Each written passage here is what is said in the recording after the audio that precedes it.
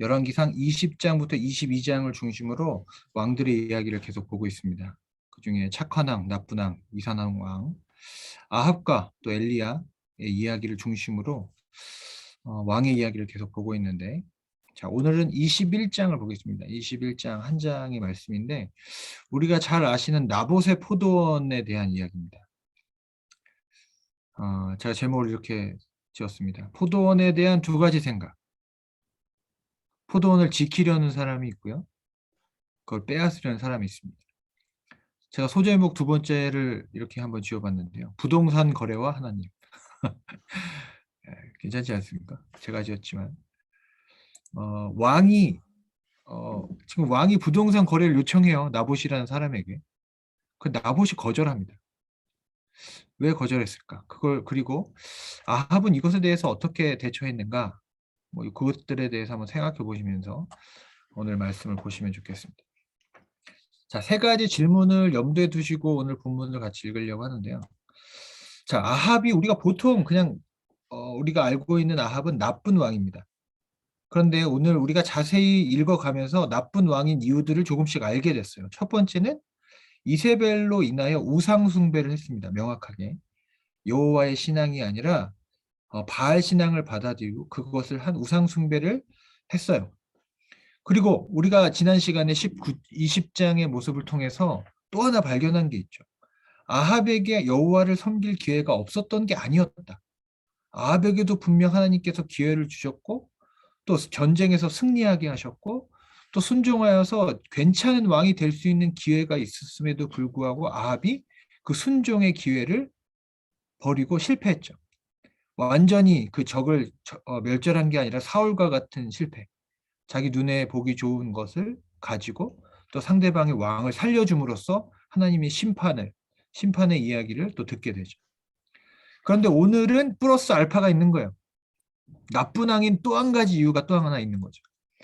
이 우상 숭배와 순종의 실패는 종교적인 이유죠. 신앙적인 이유인데 오늘은 거기에 더해서 사회적인, 어떻게 보면 사회 윤리적으로도 그가 부정하고 나쁜 왕임이 사실 오늘 본문을 통해서도 이 포도원 이야기를 통해서 나타나는 겁니다. 자, 나쁜 왕인 이유 한번 다시 한번 생각해 보고요. 자, 두 번째 질문은 저희가 좀 의미 있게 생각해 봐야 되는 이유가 있어요. 제가 부동산 거래라고까지 얘기했지만 이 나봇이라고 하는 포도원 주인은 왕이 사실 제안한 거고 충분히 좋은 조건을 제시했음에도 불구하고 나봇이라는 사람이 왜 포도원을 그렇게 담대하게 팔지 않았을까? 결국 이렇게 팔지 않음으로 말미암아 모함을 받고 죽임당하거든요. 그렇게 자신의 목숨을 걸 만큼 이렇게 포도원을 팔지 않는 것이 그에게 의미 있었을까? 이걸 한번 생각해 보면 좋겠어요. 그 당시에 이스라엘 민족에게 땅이라는 게 어떤 의미였을까? 그건 상품이었나? 여기 제가 적었지만 상품인가 유산인가? 이 땅을 어떻게 받아들였길래 자신의 인생을 걸고 왕에게 저항했을까? 이 부분을 한번 생각해 보시면 좋을 것 같고, 세 번째는 하나님의 심판에도 종류가 있는가? 라는 또 질문이고 저의 질문이기도 합니다. 오늘 아합도 심판을 받고 이세벨도 심판을 받는데 그 심판의 층위가 조금 달라요. 어떤 더 극악한 심판이 있고 심판이 유예되기도 해요. 너의 대에는 그런 일이 일어나지 않을 거야. 네가 죽은 다음에 심판이 있을 거야. 이런 심판도 있고 또 그 시체를 남겨두는 심판이 있고 어떤 심판은 너의 시체조차도 너의 장사 지내는 그 장례조차도 있지 않을 거야라고 시체를 없애버리는 그런 심판도 있는 거죠. 그러니까 하나님의 심판에도 또 종류와 단계가 있는 것 같다는 생각이 들어서 한번 이런 질문 한번 집어넣어봤습니다. 이런 질문을 가지고 오늘 본문 한번 봤으면 좋겠습니다. 21장입니다. 저희는 강독 형식입니다. 처음 오신 분들도 계셔 설명드리면 그냥 한 절 한 절 읽으면서 이 각각의 말씀들이 어떤 내용인지를 파악하는 데 중점을 두고 있는 그런 모임이다 생각하시면 되겠습니다. 자, 21절 그 후에 22장 1절입니다. 자, 나봇의 포도원 이야기가 시작되는데요. 그 후에 이 일이 있으니라. 이스라엘 사람 나봇에게 이스라엘에 포도원이 있어 사마리아의 왕 아합의 왕궁에서 가깝더니. 자, 지금 그 후에라고 시작하는데 지금 어떤 일이 일어난 후입니까? 20장 기억나시죠? 한 선지자가 나타나서 이름 없는 선지자가 나타나서 어떤 우화와 같은 이야기를 꾸며냄으로써 지금 아합 왕이 얼마나 잘못된 일을 했는가를 그가 드러내고 그를 심판합니다. 나단 선지자와 같은 역할이라고 제가 말씀드렸어요. 바세바를 빼앗았을 때 그 나단 선지자가 나타나서 양을 빼앗은 우화를 가지고 그를 정죄했던 것처럼 그런 일이 일어났어요. 한 선지자가. 그래서 왕에게 하나님께 온전하게 순종하지 못한 당신은 이제 목숨을 대신해서 목숨을 빼앗는 그런 심판을 받을 것이다 라는 것을 심판을 받아요. 그래서 43절 마지막 절이 어떻게 끝나냐면 아합이 근심하고 답답하여 왕궁으로 돌아갑니다. 이게 다윗의 아니 다윗이래. 이 아합의 반응이 늘 이런 식이에요. 아합의 캐릭터를 우리가 좀 알 것 같아. 되게 우유부단해요. 근심하고 답답해. 늘 근심하고 답답해. 오늘도 이 본문 중에도 근심하고 답답해요. 하나님의 분명한 말씀과 심판이 임하면 둘 중 하나죠. 그죠? 그냥 순종해서 진짜 엎드리든지 아니면 그냥 악하게 그냥 내 마음대로 가겠다 하든지. 근데 아합은 항상 애매모호하고 복잡한 길을 가요. 이것이 찔림이 있어서 근심하고 답답해 하기는 해요. 그러나 그것이 회개로 이어지거나 행동의 변화로 이어지진 않아. 계속해서 지금 아합은 그런 길을 가고 있는 것이죠. 자, 이런 일이 있은 후에도 아합은 자신의 어떤 행동의 그런 방향을 바꾸지 않는 거죠. 자기 왕궁의 옆에 있는 포도원을 자기의 것으로 만들려고 합니다. 그러니까 땅이라는 거죠. 어떤 땅을 보기에 좋은 어떤 것을 자기의 것을 만들려고 합니다. 2절에 아합이 나봇에게 말하여 이르되 이제 제안을 하는 겁니다. 내 포도원이 내 왕궁의 곁에 가까이 있으니 내게 주어 채소밭을 삼게 하라. 내가 그 대신에 그보다 더 아름다운 포도원을 내게 줄 것이요. 만일 내가 좋게 여기면 그 값을 그 돈으로 내게 주리라. 여러분 이거에 생각해 보면 괜찮은 제안 아닙니까? 제가 만약 아버지께서 물려줄 땅이 있다면 좀 있으면 좋겠네요. 갑자기. 있다면 갑자기 그 땅을 누가 살려고 하냐면 이 나라에서 가장 부자라고 생각되는 왕이 그것을 좋게 생각해서 달라고 하는 거예요. 그런데 그냥 달라고 하는 게 아니에요. 그 대신에 그보다 더 아름다운 포도원을 내게 줄 것이요. 내 왕궁 옆에 붙어 있으니까 그냥 그거 내게 줘. 그냥 왕궁에 포함시키게. 대신 조금 떨어져 있지만 더 좋은 땅 줄게. 저 강남에 제일 좋은 땅이 어디예요? 아무튼 강남에 제일 좋은 땅 줄게. 이렇게 제안하는 거죠. 그리고 네가 만약 원하면 거기에 상응하는 돈으로 줄게. 그냥 부동산 거래죠. 괜찮은 제안이에요. 시가의 한 10배를 불러줄 수도 있어요. 그럼 저 같으면 한 100배를 불러보겠죠. 왕이니까.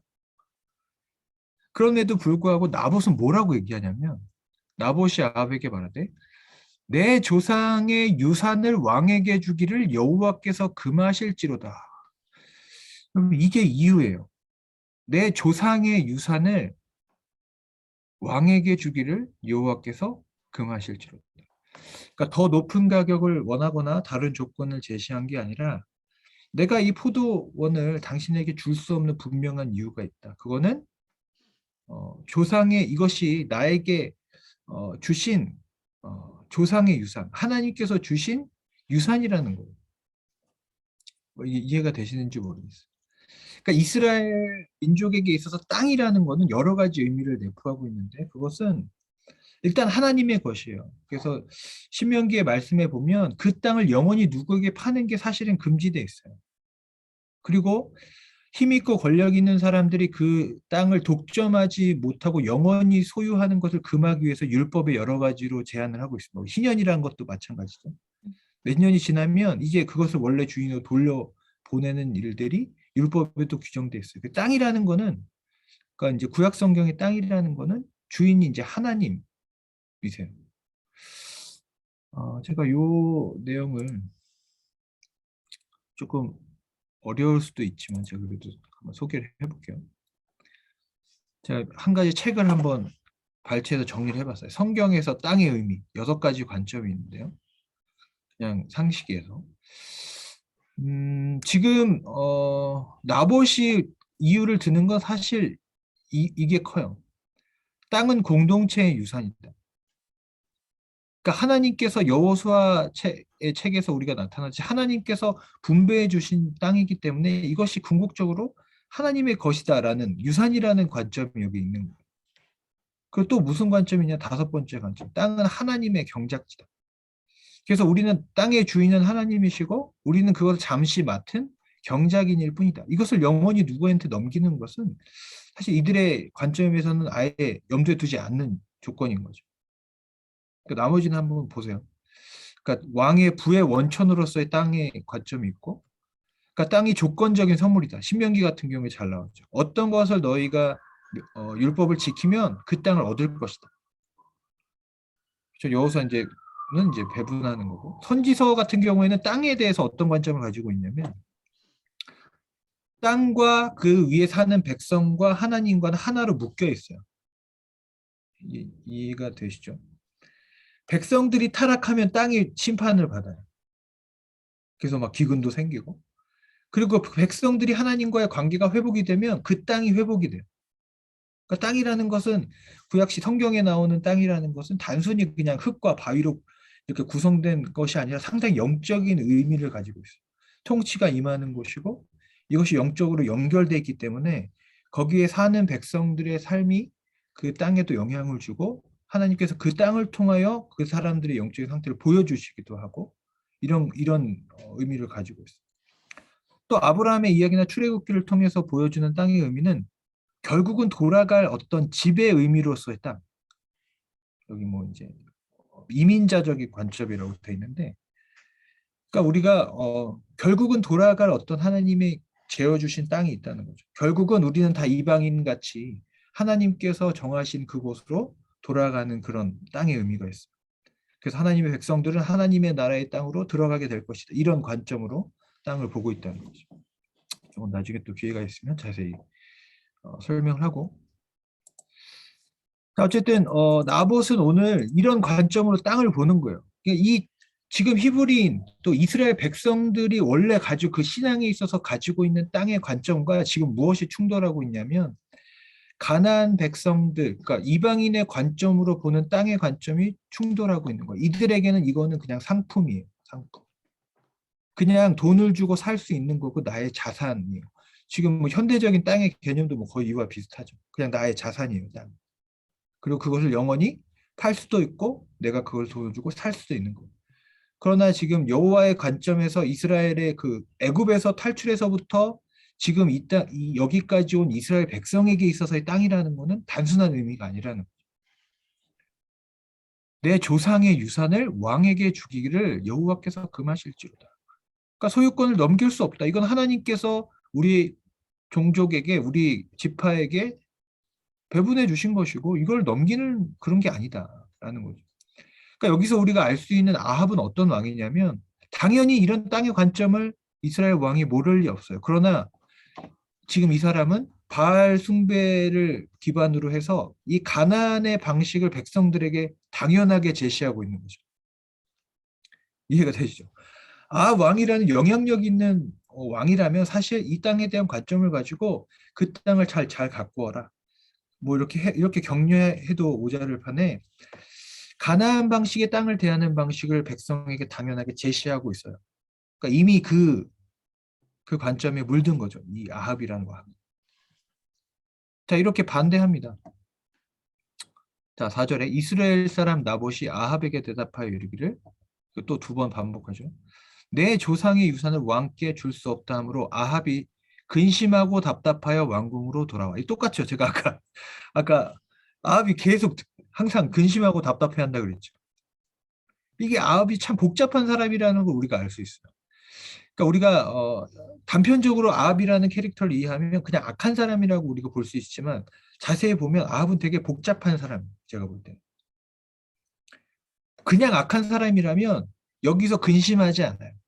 너 뭐야? 그냥 그냥 악을 행하고 이 사람을 죽이고 그냥 차지하면 그만이에요. 근데 아합은 적어도 근심해요.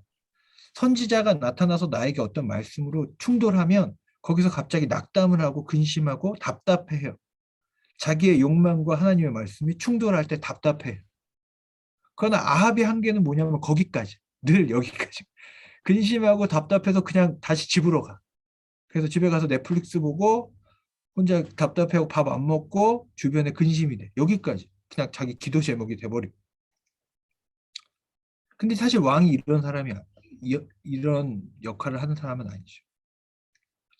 다윗 왕으로 비교한다면 이렇게 무언가 일이 막히고 잘못되고 조언들이 왔을 때 그 자리에서 자신을 돌아보고 하나님께 엎드리고 겸비하는 왕. 이게 이제 왕의 조건인데 아합은 그 자리까지 가지 못해요. 그죠? 자, 여기서 여러분 아합과 이 아합이라는 사람과 나봇이라는 사람을 좀 비교해서 좀 묵상을 하시면 좀 좋은 것 같아요. 어떤 부분이 있냐? 어떤 한 사람은 나봇이라는 사람은 자신이 물려받은 어떤 것을 그 유산을 지키려고 노력을 해요. 그걸 어떻게든 지켜보려고. 근데 여기서 아합이라는 사람은 사실 물려받은 게 더 많아요. 받은 게 더 많아요. 왕으로서의 영적인 유산뿐만 아니라 뭐 힘과 권력과 여러 가지 그 아버지로부터 물려받은 게 너무 많아요. 그런데 물려받은 것에 대해서 그것을 지키려는 소신과 어떤 의미에 대해서는 전혀 생각하지 않아요. 내가 물려받은 왕궁 옆에 있는 포도원을 어떻게 하면 더 붙여가지고 내 왕궁의 가든을 어떻게 넓혀볼까? 이게 더 관심 있는 사람. 이게 참 차이가 있죠. 물려받은 것을 어떻게 지키고 가꾸려는 사람이 있고 그냥 물려받은 것이 당연하게 여기고 그것을 어떻게 더 확장시킬까 고민하는 사람이 있는 이 두 사람이 참 대비되는 부분이 있는 거죠. 자, 아합이 그렇게 왕궁으로 돌아와서 침상에 누워서 얼굴을 돌리고 식사를 아니하니 이거 뭐 사춘기도 아니고 참 그렇죠. 5절 그의 아내 이세벨이 그에게 나와 이르되 왕이 마음에 무엇이 근심하여 식사를 아니하나이까. 아니 이렇게 밥을 먹으러 왔는데 남편이 자꾸 안 나오고 삐져 있으니까 이게 무슨 일이야 이렇게 생각하는 거죠. 그래서 이세벨이 올라가서 얘기합니다. 왕이 그에게 이르되 내가 나봇에게 포도원을 돈 주고 살려고 했는데 그 사람이 그걸 안 팔겠다고 한다.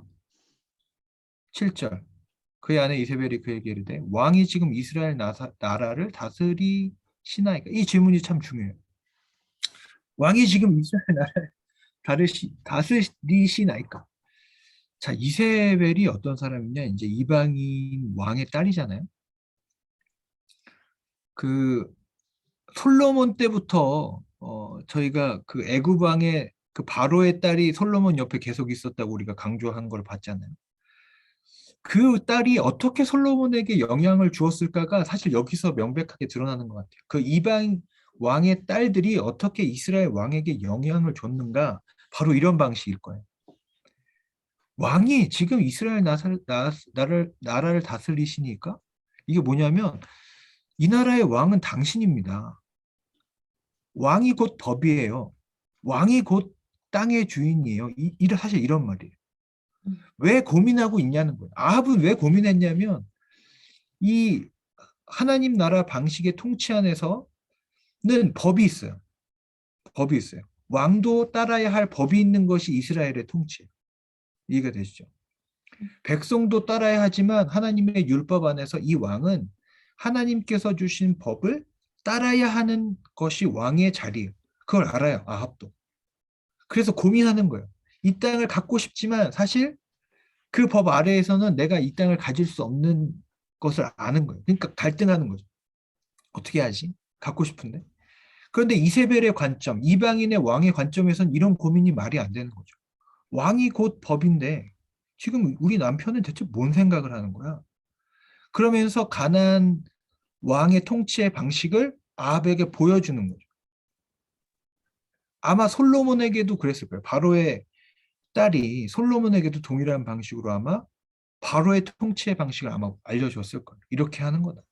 통치라는 건 이렇게 하는 거다. 사실 그 방식은 전혀 다르거든요. 근데 이세벨이 그 통치 방식을 그럼 가만히 계세요. 제가 땅을 왕이라는 것이 어떤 존재이고 어떻게 통치하는지 원하는 것을 어떻게 얻는지 제가 보여드릴게요. 이런 말이죠. 땅의 소유권이 하나님이 아니라 왕이라는 것을 내가 제대로 보여줄게요. 일어나 식사를 하시고 마음을 즐겁게 하소서. 내가 이스라엘 사람 나봇의 포도원을 왕께 드리리다. 한번 보세요. 제가 어떻게 하는지. 이런 거죠. 8절. 아합의 이름으로 편지를 쓰고 그 인을 치고 봉하여 그의 성읍에서 나봇과 함께 사는 장로와 귀족들에게 보내니 그러니까 왕의 이름이라는 것은 왕의 권한과 힘과 역할을 자신의 것으로 가져옵니다. 그리고 그들의 방식으로 땅을 얻어요. 어떻게 하냐? 9절에 그 편지 사연에 이르길 금식을 선포하고 거짓으로 사실 종교를 끌어들입니다. 이게 참 이세벨의 방식이죠. 땅을 빼앗기 위해서 심각한 어떤 종교적인 어떤 이유를 갖다 붙여요. 그리고 나봇을 백성 가운데 높이 앉힌 후에 불량자 두 사람을 그 앞에 마주 앉히고 그에게 증거하기를 내가 하나님과 왕을 저주하였다 하고 그렇게 증언하게 만듭니다. 야, 이게 정말 정말 고도의 악한 정치죠. 갑자기 그 나라의 이제 호족들에게 편지 보낸 거예요. 그 사람에 대해서 아주 심각한 종교적인 죄가 이 땅에 범해졌음을 선포하고 모든 백성에게 근식을 선포하라는 거예요. 백성들이 놀라겠죠. 이 땅에서 무슨 일이 있었지? 그리고 나봇을 그 재판의 자리에 앉혀서 두 사람을, 이 율법에 이런 율법이 있어요. 두 사람을 증인으로 세우라는. 두 사람을 마주 앉히고 증거하기를 하나님을 신성모독한 것과 왕을 저주하였다는 반역의 죄를 씌운 거죠. 절대로 살아남을 수 없는. 사실 여러분 이 기록은 거의 철기 시대거든요. 근데 뭐 조선 시대 사극에서도 흔히 볼 수 있는 아직도 여전히 살아있는 그런 방식이죠. 누군가를 모함해서 그를 죽이고 그를 거의 죽게 만들고 그가 가지고 있던 것을 내 것으로 만드는 그런 악한 정치. 합법적이지만 나쁜 정치죠. 거짓 증인들을 든 거. 그런 전형을 보여줘. 이게 가나안 왕의 통치 방식이에요. 합법적인 어떤 일들을 해 나가지만 그 안에는 그냥 통치자, 힘 있는 사람의 탐욕 외에는 아무것도 없는 거죠. 그래서 그들을 끌고 나가서 돌로 쳐죽입니다. 죽죠. 나봇이 여기서 이렇게 죽어요. 사실 되게 안타깝죠. 의인의 죽음. 근데 이 장면만 여러분 보고 생각하면 사실 예수님의 모습이 떠오를 수밖에 없어요. 예수님도 재판장 앞에 서셨고 그때에도 두 사람이 거짓 증언을 해요. 저 사람이 이 성전을 무너뜨리려 했고 며칠 안에 지을 것이다 하고 했던 예수님의 모습도 사실 여기에 겹쳐 보이는 게 있어요. 하나님 신성 모독했다. 로마의 통치를 거부했다. 똑같이 예수님도 동일한 이 나봇 어떻게 보면 하나님께서 주신 유산을 지키려고 했던 나봇과 동일한 방식으로 예수님도 사실 그 당시 악한 통치자들과 사람들로 인해서 그렇게 고소를 당하고 사실 그렇게 해서 십자가에 못 박히시게 되죠. 11절. 그의 성읍 사람 곧 그의 성읍에 사는 장로들과 귀족들이 이세벨의 지시 곧 그가 자기들에게 보낸 편지에 쓴 대로 하여 이거 그대로 실행했다는 겁니다. 금식을 선포했고 나봇을 백성 가운데 앉혔고 두 사람을 증인으로 세웠고 그 두 사람의 증인이 하나님과 왕을 저주하였다. 이세벨이 말한 그대로 나봇을 처리합니다. 그래서 이세벨에게 통보하기를 나봇이 돌에 맞아 죽었다 하니 이세벨이 나봇이 돌에 맞아 죽었다 함을 듣고 아합에게 이르되 아합은 정말 나쁜 사람이에요. 자기 손으로는 하나도 안 했어. 그러니까 아합은 뭐랄까요? 어떤 캐릭터냐? 늘 남이 시키는 대로 해요. 그리고 자기가 결정하는 건 사실 없어요. 자기의 욕망, 어떤 탐욕은 있는데 실제로 엘리야와의 대결에서도 이세벨 뒤에 숨잖아요. 그러니까 이세벨이 대신 엘리야와 맞대결을 하고 뭐 엘리야 도망가고. 그러니까 아합은 늘 어떤 문제가 생기면 누군가의 어떤 말에 휘둘리는 사람? 뭐 약간 그런 느낌이에요. 그러니까 아합이라는 사람을 생각해 보면 영적으로 보면 엘리야와 이세벨 사이에 있어요. 늘. 그러니까 저희의 모습, 그러니까 우리 개인으로 적용을 하면 그런 생각이 드는 거예요. 우리도 아합일 수 있겠다는 생각을 이전에는 한 번도 안 했죠. 아합은 악한 사람인데 내가 아합일 수 있겠다고 생각해 본 적은 없는데 자꾸 이제 말씀을 묵상할수록 아합의 모습에서 우리 겹쳐 보이는 것들이 있어요. 생각보다 이 사람은 복잡한 사람이에요.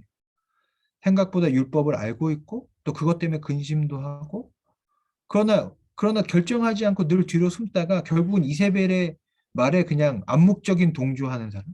그러다 보니까 계속 그쪽으로 끌려가는 거예요.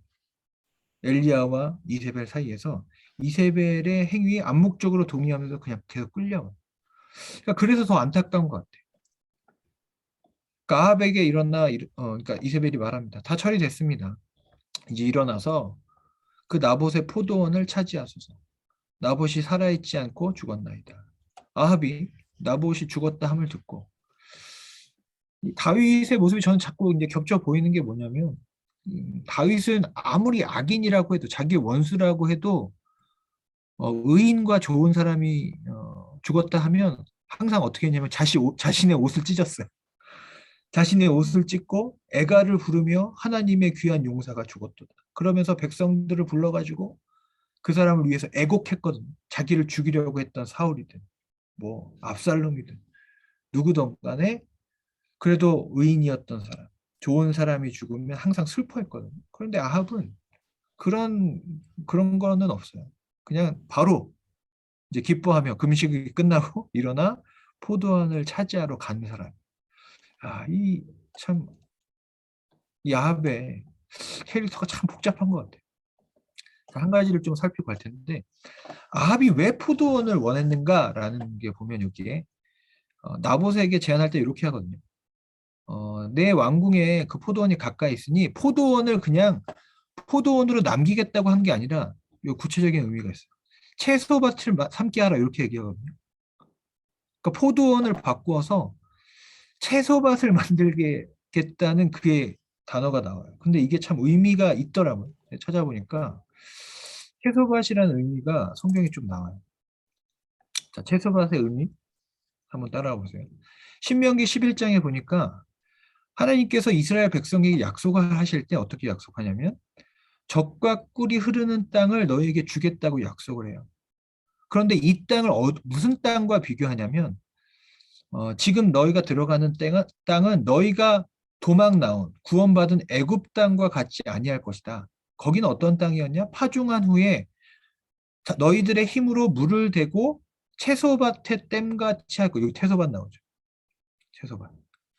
그러니까 채소밭의 의미는 뭐냐면 어, 하나님께서 은혜를 주셔서 하늘의 비와 또 은혜로 그 땅이 비옥한 땅이 된 게 아니라 인간의 힘으로 파종을 하고 물을 대서 그것이 아주 인위적인 비옥한 땅이 되었다는 그런 의미. 이해가 되시죠? 애굽 땅 그 피라미드와 같이 사람의 엄청난 노력으로 인해서 좋은 땅같이 보이는 그 땅이 채소밭이에요.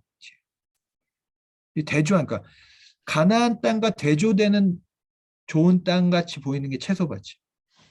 이해가 되시죠? 채소밭이라는 게 그런 거예요. 그러니까 이제 가나안 땅은 어떤 땅이냐? 하늘에서 내리는 비를 흡수하는 땅. 너희가 댐을 만들어서 물을 대는 땅이 아니라 하늘에서 내리는 비를 흡수해서 비옥한 땅이 가나안 땅이야.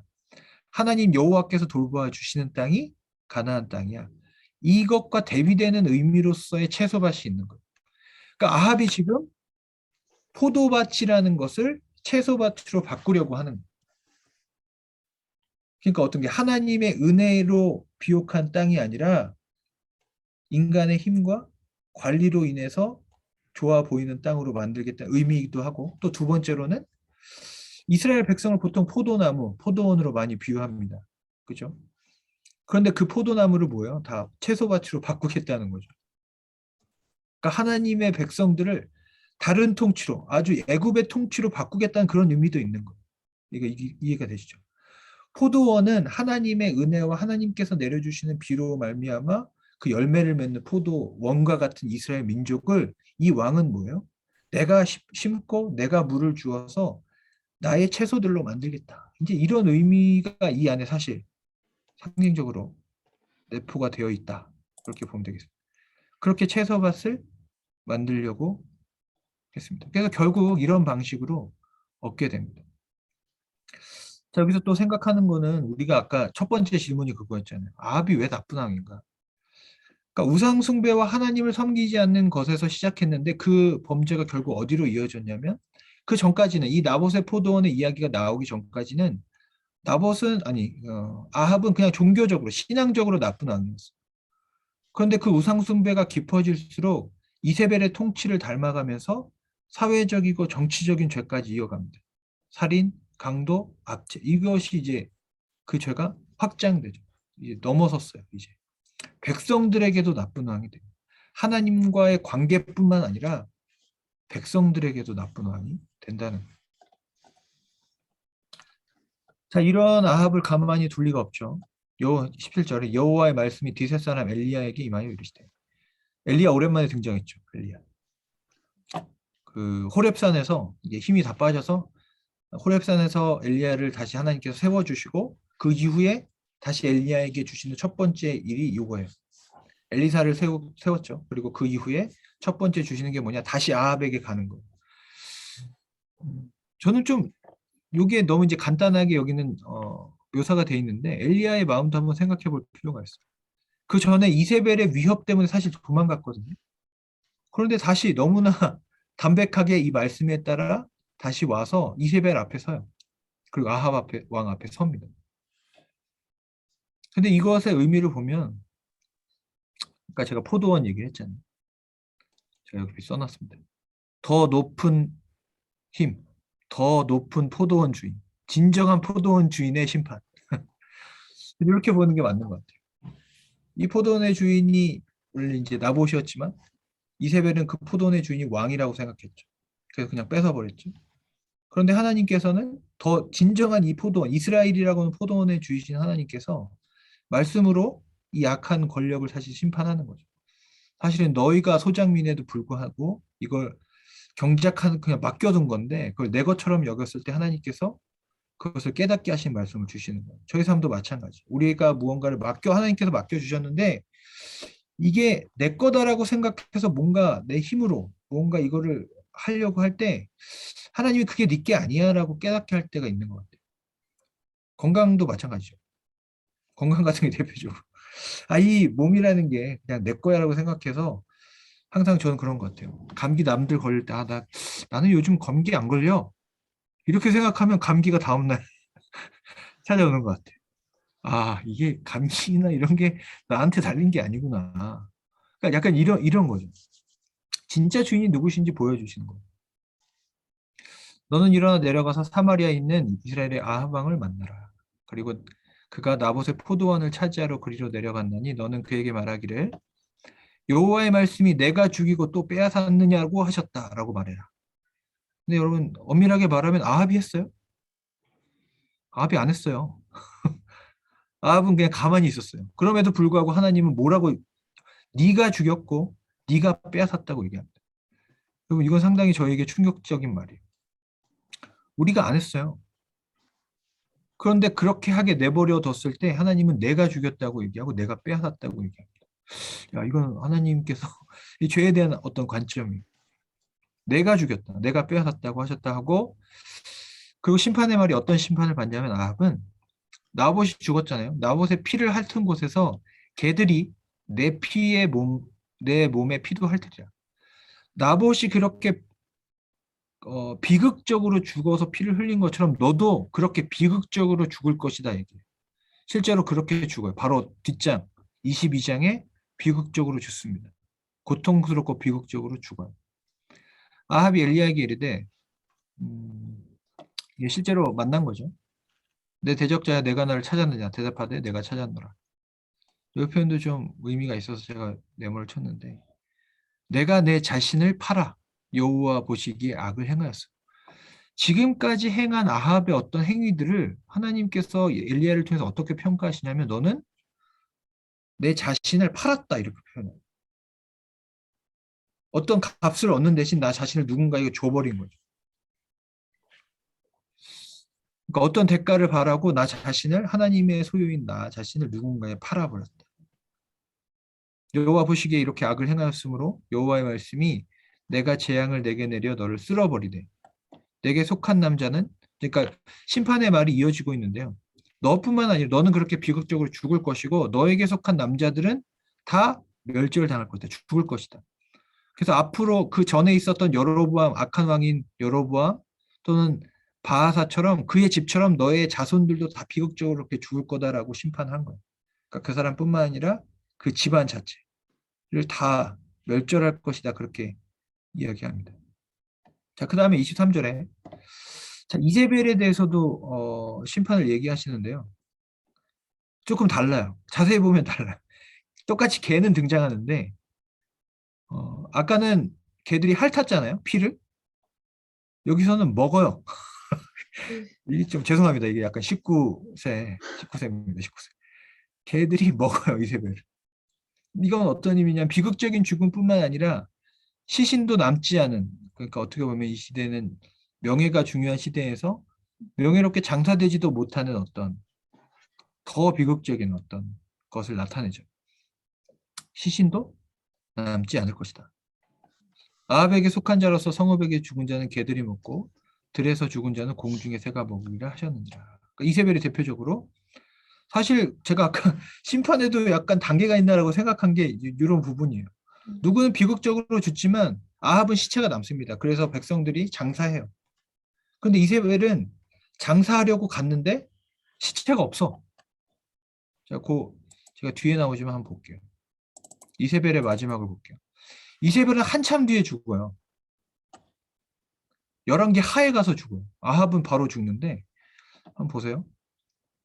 예후라는 그러니까 엘리야가 기름 부은 왕이 이제 심판하죠. 근데 이세벨 멋있는 여자 주인공이에요. 여자 주인공으로서 보면 자기를 죽이려 사람이 오는데 눈을 그리고 머리를 꾸미고 있어. 창에서. 야, 이거 영화 주인공급 되죠. 자기를 죽이려 쳐다오는데 거울을 보면서 눈썹을 이렇게 그리고 머리를 이렇게 하고 있어. 예후가 문에 들어오매 아이고 인사하죠. 너 잘 살고 있냐? 예후가 얼굴을 들어 창을 향하여 이르되 내 편이 될 자가 누구냐? 하니까 내시가 예후를 내다보는지라. 영화 이건 영화예요. 진짜 영화. 예후가 딱 왕궁을 열고 들어오니까 이세벨은 왕궁에서 눈썹 그리고 있었어요. 그런데 예후가 얘기합니다. 누가 내 편이 될 거냐? 그러니까 내시가 창문으로 보다가 몇 명이 내다본 거야. 살려만 주시면 당신 편이 되겠습니다. 그래서 얘기하는 거예요. 저 이세벨을 던져라. 그러니까 그 넷이 배신당한 거죠, 사실. 그 눈썹 그리고 머리 하고 있던 이세벨을 그냥 던졌습니다. 그 창 밖으로. 그러니까 그 피가 담과 말에 튀더라. 예후가 그의 시체를 밟으니라. 그러면서 그 왕궁에 들어가서 파티를 벌이고 나중에 생각났는지 이 저주받은 여자를 장사하라라고 해서 갔어요. 왕의 딸이니까 그래도 장례식은 해야 되지 않겠냐고 갔는데 얼굴과 그의 두골과 발과 손 외에는 찾지 못하니라. 완전히 지금 아, 좀비 영화에 가깝죠, 이 정도는. 그러니까 시체가 안 남은 거예요. 그러니까 여기서 아까 그 예언이 이루어졌다 얘기하죠. 엘리야를 통해 말씀하신 바 개들이 이세벨의 살을 먹을지라 한 말씀이 이루어졌구나 라고 얘기하고 이제 넘어갑니다. 이게 이세벨의 마지막이에요. 그러니까 이세벨은 더 비극적이죠, 어떻게 보면. 근데 아합 이 마지막 21장의 마지막이 반전이. 우리가 생각하는 아합이라면 그냥 여기서도 그냥 답답해하고, 그죠? 그냥 답답해하고 근심하며 또 왕궁으로 갈 것 같은데 아합이 여기서 또 복잡하게 회개를 해요. 아합이 이 모든 말씀을 들을 때 그의 옷을 찢고 배로 도움을 동이고 금식하고 풀이 죽어 다니니라.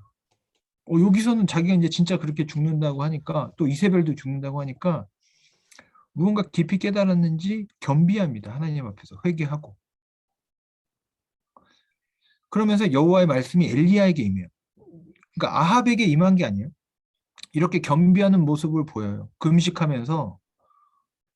금비하는 모습을 보이니까 하나님의 말씀이 엘리야에게 임해서 너 아합이 저렇게 내 앞에서 겸비하는 것을 보고 있냐?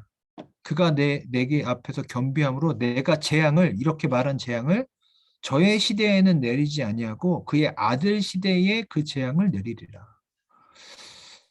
심판에도 차이가 있나라고 자꾸 생각하게 되는 게 심판이 유예됐어요. 그러니까 아합은 살아있는 동안 자신의 자식들이 죽는 것을 보지는 않을 거예요. 이세벨이 죽는 것도 보지는 않을 거예요. 근데 이 얘기는 또 반대로 말하면 먼저 죽는다는 거죠. 실제로 이래서 다음 장에 먼저 죽어요. 실제로. 그리고 이게 확실치 않아요. 엘리야가 이렇게 하나님께서 너의 심판을 어, 유예시켰다는 것을 아합에게 말했는지가 안 나와요. 저는 엘리야가 안 했을 수도 있을 것 같아요. 그죠? 그냥. 그러니까 아합은 자기가 살아 있고 자기의 지금이 하나님의 은혜로 이 정도 살고 있다는 것도 모르고 끝까지 죽었을 수도 모르겠어요. 근데 사실은 심판 가운데 있었지만 아합은 분명히 자신의 겸비함으로 인해서 하나님께 은혜를 받은 측면이 있어요. 그럼 이거는 저희가 한번 생각해 볼 필요가 있어요. 하나님의 심판 가운데에서도 더 늦은 건 없다. 이런 생각이 들어요. 아합이 여기까지 오는 그 수많은 악행 가운데서도 하나님이 이 겸비함을 보시고 응답하시고 하나님의 심판의 계획을 변개하세요. 저는 이게 참 하나님의 기다리시는 은혜가 아닌가라는 생각을 하게 됩니다. 근데 사실 따져보면 역설적인 결론으로 21장 끝나죠. 의인이었던 나봇은 죽고 악인인 아합은 은혜를 입어요. 갑자기 여기서 갑자기 분노가 갑자기 솟아나죠. 아합이 죽고 끝내야 이렇게 좀 이렇게 정의가 이루어질 것 같은데 아합이 하나님 앞에 이 정도 회개했다고 아합은 더 살고 또 더 유예를 받아요. 그 자손들이. 아, 그냥 저는 좀 답답합니다. 제가 마음이 답답합니다. 근데 하나님께서 이런 방식으로 아합을 대하셨다는 것도 한번 생각해 볼 필요가 있습니다. 참 오늘 말씀을 한번 정리하면 한번 21장의 모습을 돌아보면서 제가 중간에 했던 말씀 한번 정리하는 거예요. 아합은 생각보다 복잡한 사람이다. 단순하게 악인이라고 생각하기에는 개인적인 내적인 갈등이 많고 어떤 고민이 많았던 사람이라는 걸 알 수 있고 사람들의 말에 자꾸 휘둘리는 사람이었어요.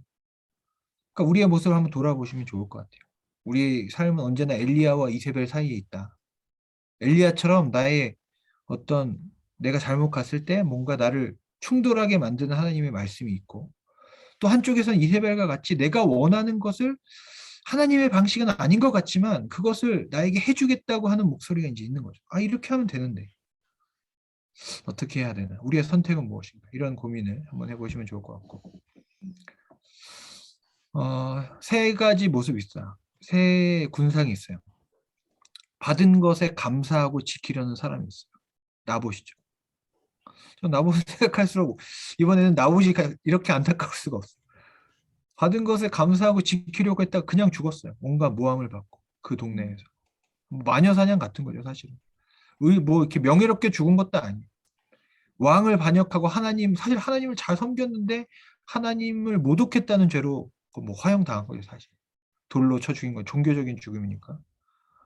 안타까운 사람. 또 아합 같은 경우에는 자기가 받은 많은 것에 관심이 없고 더 그것을 빼앗으려고 고민하는 사람이 있어요. 한 중간이죠, 중간. 그러니까 고민하고 있어요. 고민해. 내가 받은 것보다는 이것까지 내 채소밭이 되면 좋겠는데 고민하는 사람. 이세벨은 진짜 악이죠. 악. 받은 것을 이용해서 이걸 이용해요. 그러니까 아합은 받은 것을 사용할 생각은 별로 안 해요. 그걸 가지고 악한 목적으로 그걸 사용할까지는 안 가는데 이세벨은 뭐냐면 내가 지금 가지고 있는 것을 100%, 200% 악하게라도 사용해서 더 빼앗는 것을 당연하게 여기는 사람이 있어요. 어떤 인간 군상의 층위가 있죠. 우리는 어느 쪽에 가까운가? 그것도 한번 또 살펴보시고. 우상숭배는 우상숭배로 반드시 끝나지 않는다라는 걸 보여줍니다. 풍요의 신을 섬기는 그 자체가 문제도 되기도 하지만 실제로 그 믿음은 우리의 삶의 방식으로 드러나는 거예요. 거짓 증언과 살인과 강도로 그런 통치로 이어졌습니다. 와합의 이야기를 통해서 우리가 배울 수 있는 것은 회개에는 늦은 때가 없다. 하나님 말씀을 듣고 겸비하면 하나님이 그 때에 맞는 그래도 긍휼을 주신다. 이게 좀 어떻게 보면 또 은혜도 되고 사실 좀 억울하기도 하고 악인들이 용서받는 거에 대해서 갑자기 마음에 불편함이 좀 생기죠. 그러니까 은혜와 고민이 동시에 생기는 어떤 그런 교훈이 아닌가 합니다. 자, 오늘 제가 준비한 건 여기까지고요.